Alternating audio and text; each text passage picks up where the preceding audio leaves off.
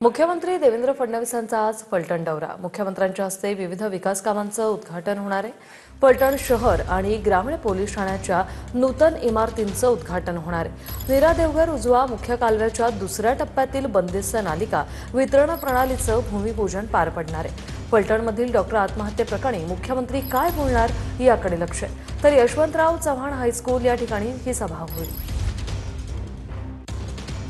मुख्यमंत्री देवेंद्र फडणवीस आज सातारा जिल्ह्यातील फलटण तालुक्याच्या दौऱ्यावरती आहेत। खरं तर फलटणमध्ये विविध विकास कामांचा भूमिपूजन सोहळा त्याचबरोबरीने लोकार्पण सोहळा जो आहे तो आज फलटणमध्ये पार पडणार आहे आणि त्यासाठीच मुख्यमंत्री देवेंद्र फडणवीस जे आहेत ते फलटणमध्ये येत आहेत।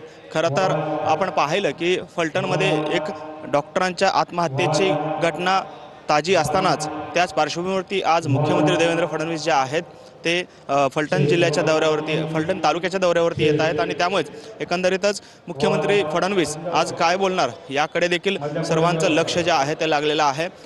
कॅमेरामॅन विनोद हुंगणाबादकरसह सागर सुरवसे, TV9 मराठी,